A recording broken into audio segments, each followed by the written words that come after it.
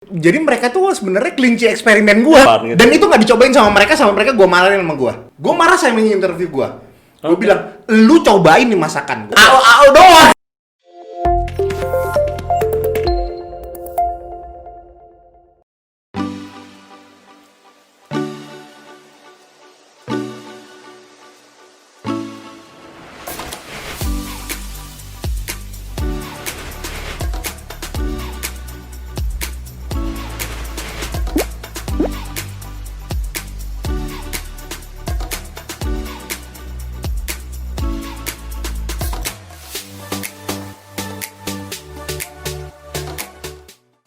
Teman gue ketemu lagi di podcast gue dan gue kali ini kedatangan tamu yang luar biasa banget, yaitu Master Chef Lucky. Halo. Ya, sehat Bang? Sehat. Aduh, suasananya kayak gini Bang, jadinya Bener. baru bisa ketemu Bang Lucky nih ya. Heeh. Hai Bang Lucky, ini mumpung di podcast gue mampir ya, makasih banget. Gue sebenarnya pengen ngulik-ngulik, ya ulik lagi. Tuh kan ngulik-ngulik lagi kan jadinya kan. Itu tadi. Jadi ingat kopi ulik kok kayak gini. Iya. Gue pengen ngobrolin Master Chef nih Bang. Lo kan Master Chef nih Bang. Iya. Jadi bener-bener sebagai penggemar program Master Chef Indonesia nih gue nih Bang. Dan gue juga lihat lo nih Bang yang juara 1 di season 1 Master Chef Indonesia. Ini kayaknya awal-awalnya tuh gimana Bang? Kok bisa lo ini Bang, pengalaman lo, background lo masak Bang gitu Bang? Oke, gue ceritain dulu ya. Iya. Pengalaman gue sebenarnya bukan masak. Oh iya. Jadi hobi gue masak. Hobinya masak. Hobinya masak. Jadi waktu gue kuliah dulu itu, gue suka masak buat teman-teman gue dan sebagainya gitu loh intinya. Nah, terus habis itu pas gue balik ke Indonesia, balik ke Jakarta lagi, gue dikasih tahu tuh kalau misalnya ada Master Chef Indonesia gitu loh, dikasih tahu sama teman gue. Oh pas lo balik aja nih? Pas udah balik, gue udah balik di Indonesia, terus habis itu dikasih tahu sama temen gue, ada Master Chef nih, bilang gitu. Terus habis itu gue bilang, apaan sih tuh? Gue bilang gitu kan. Terus habis itu, udah coba deh lihat tonton acaranya di Master Chef Australia dan sebagainya, intinya adalah seperti itu. Terus mereka bilang, ya udah itu aja, ya oke sih, bagus sih, aku bilang gitu aja. Nah terus habis itu dia telepon gue terus sampai 3 hari berturut-turut. Dia telepon temen gue. Oh iya. Temen gue namanya yang udah nyobain masakannya, jadinya maksain gitu. Iya, jadi intinya gitu. Karena mereka tuh sebenarnya kelinci eksperimen gue, ngerti? Jadi mereka yang cobain masakan-masakan gue gitu dari dulu gitu kan. Jadi makanya karena gue dari dulu tuh dikenal sebagai orang, jadi kalau misalnya udah akhir bulan, duit udah pada habis semua, mereka datangnya ke rumah gue. Oh gitu. Cari makan. Iya. Gitu ceritanya. Soalnya kan gue suka masak sendiri di rumah. Bahkan dulu itu gue bikin nasi tumpang sendiri. Bisa ya. Waktu masih kuliah loh itu. Kuliah tahun kedua kalau nggak salah itu gue bikin nasi tumpang. Kuliahnya di luar juga Bang? Di luar, ya. Nggak ada nasi tumpang Gak ada nasi tumpang di sono. Gak ada nasi tumpang di sono. Dan waktu itu gue masak nasi tumpang pakai rice cooker. Gimana nasi tumpang pakai rice cooker? Nyetaknya karena nggak ada cetakan juga kan. Ya kalau di Indonesia banyak banget cetakan nasi tumpang gitu kan, di sono pakai kardus gini, pakai karton jadinya. Iya. Jadi seperti itu gitu loh. Jadi karena gue ada banyak eksperimen dan sebagainya, akhirnya teman gue tuh bilang, udahlah, lu coba, lu daftar dan sebagainya. Dia tuh sampai akhirnya hari ketiga dia telepon gue malam-malam sih, jam 7, jam 8 gitu, dia telepon gue lagi. Terus maksain gue buat daftar gitu loh. Terus akhirnya gue bilang, ya udah deh, gue daftar deh. Nih lo di depan lu nih, gue di depan komputer, jadi nih gue daftar nih. Biar ngokein dia doang, biar gue nggak diteleponin terus. Bayang lu 3 hari berturut-turut diteleponin terus-terusan gimana? Ayo. Jam-jam yang sama tuh segitu terus. Temen lo yakin banget Bang. Temen lo yakin banget bahwa lo tuh pasti bisa di acara itu gitu loh Bang. Kemungkinan sih seperti itu karena kelinci percobaan tadi.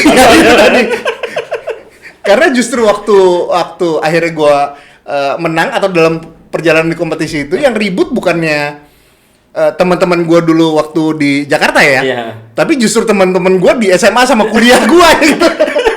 Teman gue yang pada di luar Indonesia semua yang pada nonton acara di Indonesia gitu loh. Gitu.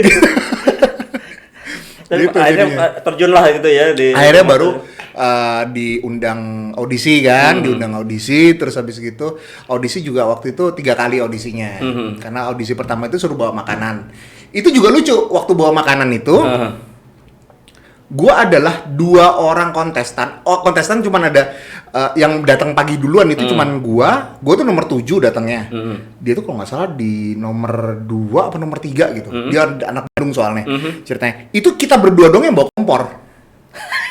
Bawa kompor. Gua bawa kompor. Bukannya Waktu audisi pertama itu gua bawa kompor. Gua kan nggak tahu harus seperti apa gitu kan. Jadi ya udah, gua bawa kompor. Karena kalau menurut gua masakan tuh kalau mau disajiin harus anget. Oh iya. Harus yang mau siap dimakan gitu. Ini benar-benar pandangan lo benar-benar real gitu ya. Iya. Kenyataannya kayak gitu. Kenyataannya kan lo kalau misalnya lo lihat MasterChef Australia kan memang seperti itu. Makanya gue niru seperti itu gitu loh. Dan terus habis itu tau gak? Gue disuruh masak di mana? Di mana tuh, Bang? Di tempatnya driver rest areanya di RCTI. Bawa kompor soalnya. Bawa kompor soalnya. Bawa kompor, bawa wajan dan sebagainya gitu loh. Intinya ya gue dipinggirin aja di sana gitu. Iya, tapi itu tandanya niat, Bang. Iya, jadi iya, temen iya. lo daftarin lo dan lo totalitas bawa Iya, semua bener. perlengkapan gitu. Dan itu nggak dicobain sama mereka gue marahin sama gue. Nggak dicobain. Nggak dicobain sama mereka. Jadi asumsi mereka adalah, oh nih orang cuma bawa masakan doang. Oke. Masakan jadi gitu loh ya. Dan gue marah sama mereka. Gue marah sama yang interview gue. Gue bilang, lu cobain nih masakan, gue bilang gitu. Karena apa? Gue udah masak nih masakan. Lu cobain dong. Lu kebayang gak? Lu udah masak nih masakan. Terus gak dicobain sama mereka, cuma diliatin. Cuma gitu doang. Bete banget gue jadinya. Sumpah itu bete banget gue. Terus gue suruh makan sama gue, gak peduli gue. Lu suruh makan dulu gitu. Ada dimakan juga? Dimakan. Okay. Dan di setengah, abisnya sampai setengah gitu. Enak ya ternyata gitu. Goblok. Ternyata tuh kan ya. Ini pemaksaan juga kan. Udah gua disuruh ikut, gua bawa peralatan kagak dimakan kan. Iya, sebel banget gua. Nyebelin banget ya. Iya, itu dia. Dan itu awal-awalnya gue berangkat bangun jam 7 pagi. Bangun jam 6 pagi terus habis itu berangkat jam 7 pagi gitu loh. Dan itu lolos ya, Bang ya? Itu audisi pertama itu lolos ya. Gitu. Terus habis itu dan itu masuk. di karantina dong berarti? Di karantina itu sampai 3 bulan setengah. 3 bulan setengah. Itu dalam proses kegiatan berarti ya, udah ya? Iya. Atau itu berarti sudah dalam, kalau waktu masuk karantina itu udah syuting kita. udah syuting ya? Udah syuting. Tapi itu juga lucu juga, karena apa? Yang jaga karantina ternyata kakaknya temen gua. Lucu Klop kan? banget ya. Iya. Semuanya kayak kalian. Iya, jadi Kalau lucu kan? bahasanya itu semesta mendukung, Bang. Itu. Iya. Abis itu yang gue tahu sih ya, cuman juri yang nggak ada koneksi sama gue itu cuman Vindex doang. Vindex enggak. Juri Master Chef Vindex ya. Chef Vindex doang ternyata yang nggak ada koneksinya sama gue. Bukannya Juna tuh kan? Juna itu ada teman-temannya dia, ada teman-teman gue juga basically. Oh, oke. Gitu loh. Gitu. Iya. Jadi sama si Chef Vindex ini yang nggak nyambung nih. Yang nggak nyambung cuma Vindex doang, basically intinya itu aja. Jangan-jangan bersetegang juga aja di luar. Enggak. Kalau Chef Vindex itu adalah, kalau menurut gue ya itu ada versi bapaknya ini ya. Karena apa, dia itu ngasih wejangan, dia ngasih petuah, itu baik banget gitu loh. Dan menurut gue, wah ini orang bagus banget nih jadiin salah satu role model gue gitu. Itu yang membentuk lo jadi Master Chef itu maksudnya role model lo kan tadi kan Vindex nih, Bang. Tapi yang paling berjasa membentuk lo jadi seperti saat ini? Gue bilang sih ada role-nya Juna juga di situ. Ada role-nya Marinka juga ada di situ sebenarnya. Karena kalau lihat gue dari dulu itu pernah ada episode yang gue nangis segala kan, basically ya itu emang gue nangis basically gitu aja, karena menurut gue tekanan tuh, Bang. Kok ya baru-baru awal-awal udah masuk black team gitu loh, jadi udah aduh bete banget sih, masa gue masuk baru awal terus habis itu harus keluar gitu. Itu jadi ceritanya gitu. Tapi kan lo identik nih, Bang. Lo identik banget sama ikat kepala. Ya kan? Iya. Lo identik banget sampai kepala. Sampai final selesai tuh itu ada sesuatu nggak, Bang? Emang ciri khas lo gitu, Bang? Sebenarnya itu bukan ciri khas gua dan bukan jimat juga ya, karena banyak orang yang ngomongkan itu ada jimatnya dan sebagainya gitu kan. Karena ceritanya itu sebenarnya ada lucu. Jadi gua make ikat kepala itu di episode ketiga sebenarnya. Jadi episode pertama sama kedua tuh nggak ada ikat kepala. Nah di episode ketiga baru gue pakai ikat kepala. Kenapa kok gue pakai ikat kepala? Soalnya sutradaranya ngomel sama gue.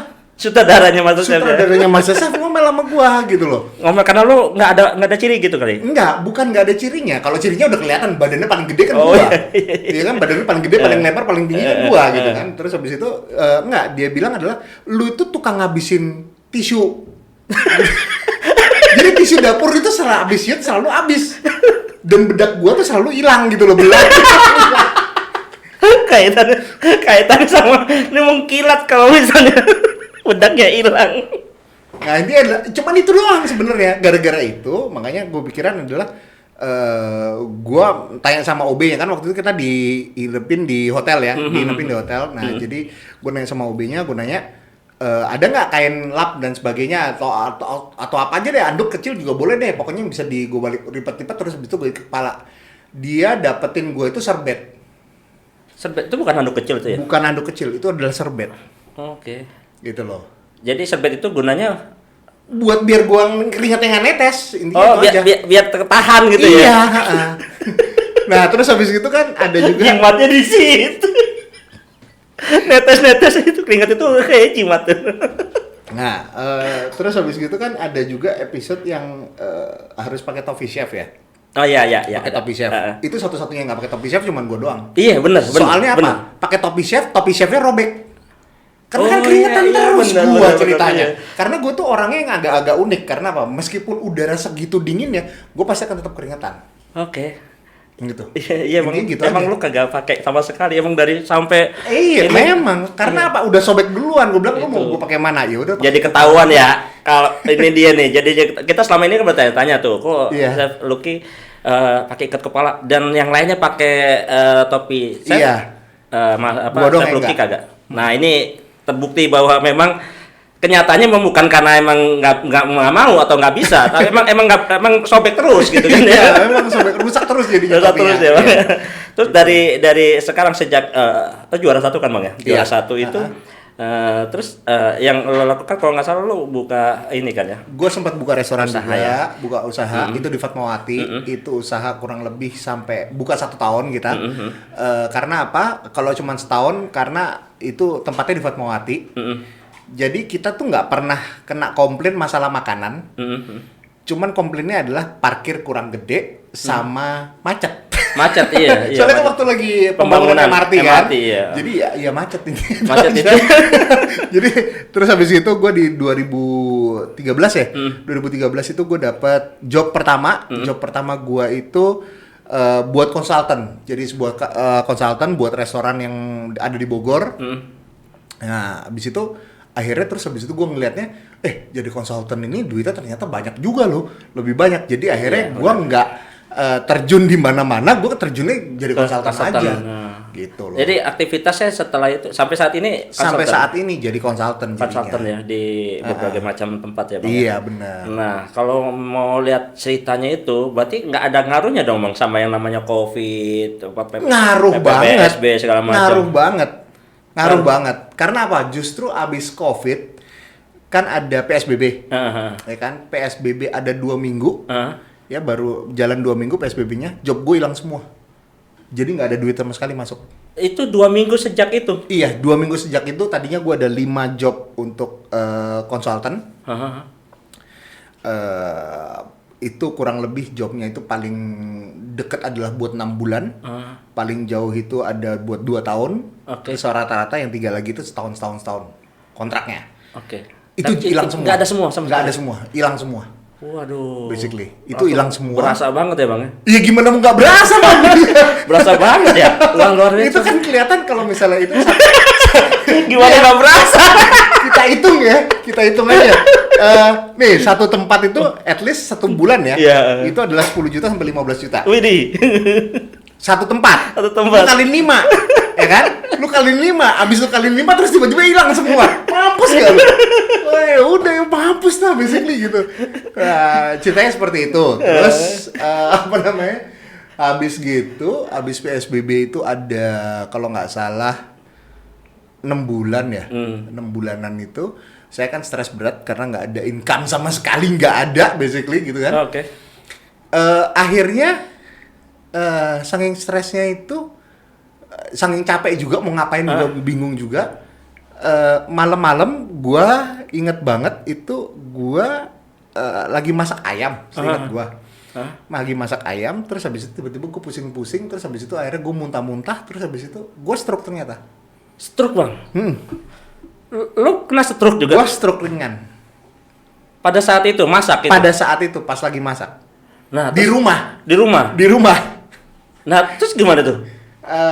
Itu gue kayak orang kebuang banget ya, karena apa, di rumah nggak ada orang, sama sekali nggak ada orang, jadi gue orang sendirian di rumah. Gue lagi sendirian di rumah, nggak ada yang bantuin gue, jadi gue tertatih-tatih gitu, blek, akhirnya gue masuk ke kamar, blek, akhirnya gue muntah-muntah juga di kamar gitu kan. Keluarga lo semuanya? Nggak ada, lagi pada keluar semua. Pembantu gue lagi pulang kampung. Jadi susah payah tuh masuk kamar tuh ya? Iya. Karena stroke kan, itu ya? Pincang kan? Iya. Sebelah kanan gue semua nggak bisa gerak, nggak bisa jalan dan sebagainya. Ngomong pun juga nggak bisa, kan pelot. Gimana ceritanya mau ngomong? Boro-boro teriak ya? Boro-boro teriak. Aw doang jadinya gitu kan? Gitu. Iya. Dan pada saat itu sih gue bersyukur banget karena apa? Gue janji sama diri gue sendiri juga. Gue bilang sama diri gue, dalam 3 hari lo harus sembuh. Dan sebenarnya dalam 3 hari, di hari keempat gue udah bisa jalan lagi, gue udah bisa. Bisa gitu bang? Iya. Itu apa yang bikin ini bang? Itu kalau menurut gue ya, pribadi gue itu adalah keinginan pribadi sih. Jadi dorongan dari dalam. Dorongan dari dalam dan otomatis bantuan yang di atas ya. Basically intinya itu aja. Untungnya 3 hari doang ya bang? Cuma 3 hari aja. Dan itu gue baru diselamatin ceritanya. Baru diselamatkan itu hari kedua. Diselamat maksudnya gimana? Diselamatkan gimana? Ya kan nggak ada orang, gue kan di rumah sendirian. Nah terus akhirnya bokap nyokap gue kan bingung kan, ini anak kok nggak bisa ditelepon. Karena apa?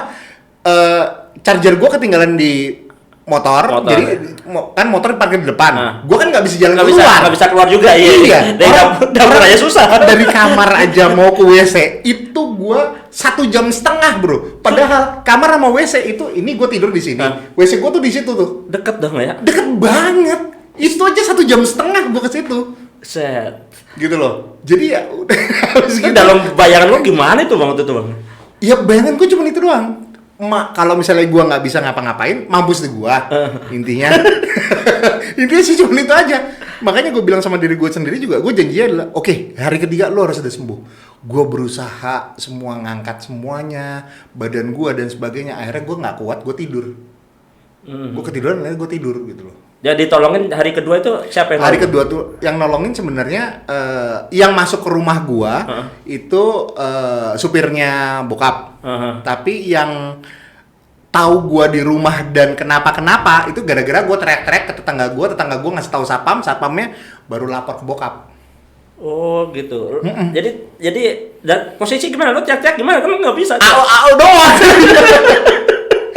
gitu kayak berarti kayak miracle ya, keajaiban gitu. Iya, ya. Benar-benar kayak miracle sih. Iya, untuk yang ini bisa di. Benar. Jadi untuk istilahnya kasih second chance lah intinya. Seperti itu. Masih dikasih kesempatan buat namanya? Berkreasi lagi. Benar. Nah, makanya itu sejak itu gua berusaha untuk membantu setiap orang. Intinya adalah apa? Gua harus memberikan istilahnya, gue udah dikasih bantuan nih sama yang di atas. Jadi gue harus membantu setiap orang yang perlu bantuan gue harus bantu. Itu aja. Siap. Gitu loh. Oh iya, sekarang lebih ke ya saling berbagi lah ya, karena orang kalau punya pengalaman kayak gitu emang kayak gitu ya. Iya. Langsung berbagi itu. Gitu. Bang, gue balik lagi nih ke tadi. Jadi balik ke MasterChef lagi nih bang. Iya. Gue pernah dapat informasi juga. Dulunya lo emang udah lama berkecimpung dalam dunia masak itu, sebelum jadi MasterChef lo juga pernah di aktivitas lo di restoran gitu? Gue pernah kerja di restoran pada waktu masih kuliah ya. Itu gue kerja di restoran, dan karena gue nggak punya background memasak dan sebagainya, karena masak kan cuma masak amatiran aja, masak di rumah doang gitu lah basically. Nah terus akhirnya gue jadi tukang cuci piring. Cuci piring di restoran itu. Apa jadi chef juga? Enggak, cuci piring aja. Terus akhirnya karena chefnya tahu gua Ya karena gini, karena dari dulu itu chefnya bilang sama gua, lu adalah orang pencuci piring paling cepet selama gua kerja katanya. Kenapa? Kenapa tuh bang? Dia tanya sama gua, kenapa emang kalau lu begitu? Gua bilang. Oke. Gua bilang sama dia, lu lihat nggak apa yang gua lakukan setelah gua cuci piring? Lu ngeliatin anak-anak biasanya, lu ngeliatin chefnya lagi ngapain, lu ngeliatin asisten gua lagi ngapain. Itu makanya gua mau belajar. Oke. Gitu loh. Jadi kalau menurut gua adalah belajar itu bukan berarti lu harus di depan buku dan sebagainya, tapi dari pengalaman hidup lu tuh pun lu masih bisa tetap belajar gitu loh. Oke, ya. Jadi Gitu loh. belajar dengan melihat juga bisa ya. Benar. Jadi, di sela-sela abis selesai nyuci itu lo mengamati gitu ya. Jadi gua biasanya gua biarin dulu sampai numpuk agak panjang, terus habis itu gua habisin bener-bener nyucinya gua cepetin, terus habis itu dan dia satu-satunya gua nggak pernah dikomplain sama chefnya. Oke. Soalnya ya cucian gua bener-bener bersih intinya itu aja. Nah terus habis gitu gue belajar, jadi belajar kalau misalnya asisten lagi bikin apa dan sebagainya itu gue belajar. Dan akhirnya waktu chefnya kenal sama gue ngobrol gitu, gue dibilang sama chefnya, lu kalau misalnya lagi kerja yang boleh ngasih lu makan cuman gue sama asisten gue. Oh yang spesial berarti. Iya. Jadi yang masakin gue, yang ngasih gue makan itu adalah apa? Kalau misalnya mereka mau ngeluarin menu baru, trialnya adalah ke gua. Oh gitu. Oh gitu. Jadi lu trialnya ada ke gua. Pencicipnya gitu ya? Iya, pencicipnya adalah testernya gua gitu loh. Ini kurang apa? Itu mereka nanya sama gua jadinya. Gitu. Dan ngerti-ngerti bumbu-bumbu segala macam tuh kan banyak tuh bang. Lo kalau waktu di MasterChef kan lo ngerti semua tuh bahan baku lo mau ngolah apa itu kan apa ya dalam dikasih waktu lah ya. Iya, pengalaman ya. Dari pengalaman hidup. Oke. Gitu loh. Nah kalau gue kan penggemar MasterChef Indonesia nih bang dari mulai season 1 sampai sekarang nih bang. Itu dari sekian banyak season kayaknya waktu itu jadi juri ini ya. Juri tamu ya. Gua sempat jadi juri tamu di season 4. 2 kali ya kalau nggak salah ya. Enggak, hampir setengah season itu. Season ya? Iya. Setengah season ya. Setengah season waktu itu gua. Nah itu gimana bang pengalaman selama MasterChef di saat pertama lo ikut MasterChef sama MasterChef yang sekarang nih yang sampai season ke-8 ini. 8 ini ya. Jadi sebenarnya gini, nah ini kemungkinan banyak yang nggak tahu ya. Jadi banyak dari kalian semua itu nggak tahu bahwa juri itu nggak nyobain makanan pada saat dia di-serve di depan. Kan di depan dia pura-pura nyobain makanan gitu kan. Itu sebenarnya bukan itu yang dites sama mereka. Yang dites sama mereka adalah sebelumnya. Karena apa? Waktu kontestannya selesai masak, mereka disuruh keluar dari studio. Selesai masak disuruh keluar? Disuruh keluar dari studio. Fungsinya apa? Nggak tahu. Karena mereka bilang kan mau bersihin. Iya. Padahal sebelum dibersihin, itu jurinya datang satu-satu, nyobain dari pancinya. Oh gitu? Oh itu ya? Kan nggak mungkin dia acak-acak gitu ya. Kan nggak mungkin servingnya. Masa dia acak-acak? Iya, nggak mungkin. Kalau juri udah nentuin ini manggil yang ini itu karena mereka karena udah tahu dulu semuanya. Iya dong, sudah tahu dulu semuanya. Tesnya udah ngerti juga jadinya. Gue kira udah disajiin semuanya di suatu tempat nih. Mereka makan nih satu-satu. Oh, yang ini yang oke nih. Kan nggak mungkin karena sekarang gini. Kalau misalnya lo tahu masakan itu bisa asinnya nambah atau berkurang ya, itu nambah sih biasanya rata-rata kebanyakan nambah. Asinnya itu akan nambah kalau misalnya udah dingin. Oh gitu, baru tahu kan nih. Iya karena gue juga bukan orang masak, jadi nggak tahu. Nah jadi itu. Oh gitu ya. Jadi aku pasti akan kasih. Jadi real banget tuh, emang MasterChef itu real ya bang? Real masak ya? Real masak dan timingnya memang kalau dibilang 1 jam ya 1 jam. Tapi kalau secara ini mereka itu kan ya awal MasterChef itu kan amatir lah istilahnya bang ya, amatir mereka nggak semuanya amatir loh ya, nggak semuanya amatir ya, nggak semuanya amatir. Iya karena yang ini nggak amatir ya. Loh kalau saya amatir ini kan sekolahnya marketing soalnya. Tapi pengalaman kerjanya itu masuk restoran basically itu aja. Jadi di jangka waktu segitu itu kan pasti ada yang nggak sampai selesai. Nah dia boleh menyelesaikan masakannya tapi dia pasti akan masuk black team. Oke. Atau dia akan masuk eliminasi basically intinya gitu. Tapi secara penyajian harus ada yang disajikan. Ada yang disajikan. Iya intinya. Oke. Cuma gini bang, ini agak gimana ya? agak sebagai penggemar MasterChef nih isunya di luaran nih bang. Ini kayaknya ada perubahan di juri nih bang. Oke. Di juri nih kan kalau menurut saya nih bang ya, itu juri itu sebenarnya 3 itu udah klop banget itu loh. Juri udah cocok itu, ya. Udah cocok. Walaupun di awal-awal juga sebenarnya cocok itu antara Juna, Van Dijk sama Marinka tuh udah cocok juga.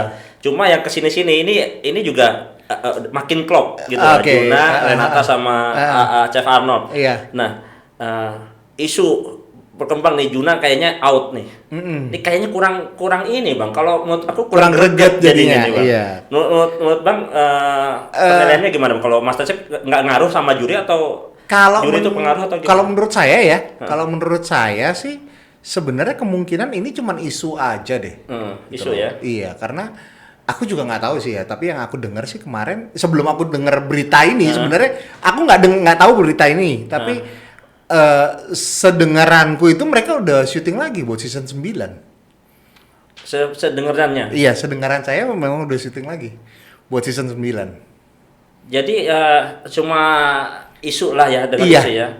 Setahu aku loh ya, setahu aku adalah ini hanya isu aja gitu. Oh gitu. Kemungkinan. Iya soalnya udah klop banget itu. Iya. Ngaruh saja bang juri-juri itu bang kalau di dalam MasterChef ini juri itu kalau ada satu yang hilang ganti ngaruh nggak sih bang dalam program yang abang ini? Kalau menurut saya ya kalau ngaruh sih pasti ngaruh. Ngaruh ke dalam viewer itu pasti akan ngaruh gitu loh. Tapi kan kita harus ngelihat juga dari kualitinya sebenarnya gitu loh. Karena kan abang ngelihatnya beda sama yang saya lihat atau yang orang-orang profesional lainnya yang lihat gitu ya.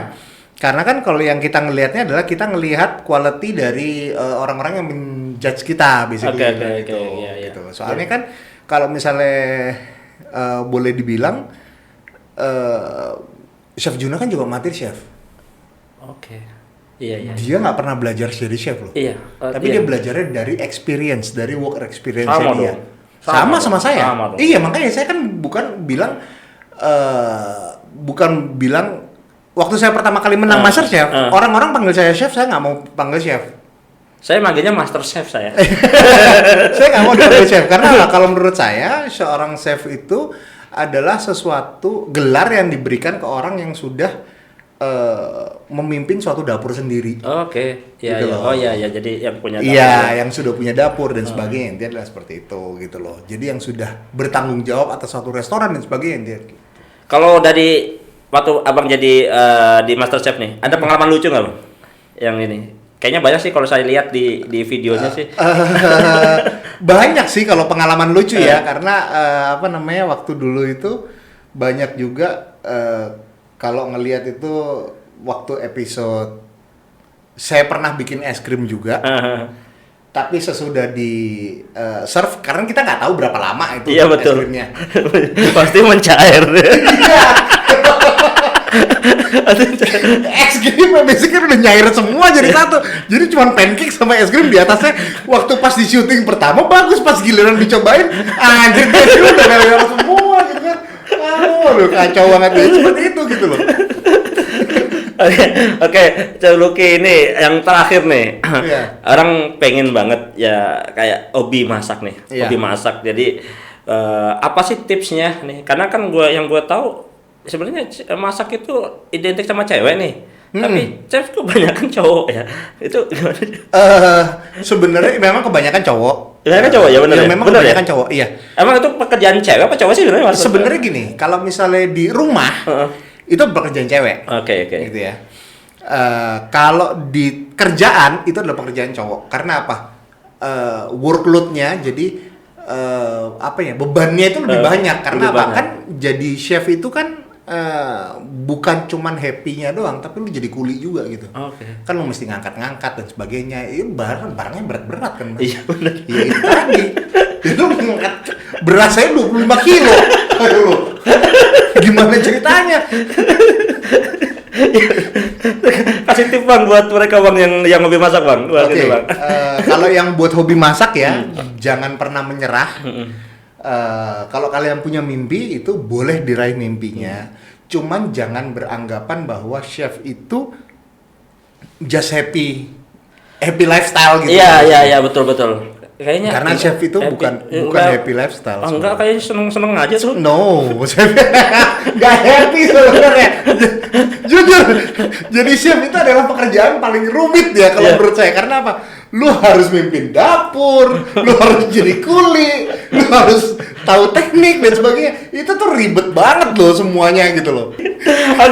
Oke, Chef Lucky, makasih banget ya udah mampir di sini ya di podcast gue teman-teman. Jadi intinya bahwa kalau punya niat terjun langsung, apalagi yang suka dengan masak, jangan jadikan itu pilihan karena keterpaksaan. Tapi kalau emang itu bisa digenjot, dimotivasi dan bisa seperti Chef Lucky, kali aja kalian jadi konsultan makan ya. Iya, benar banget.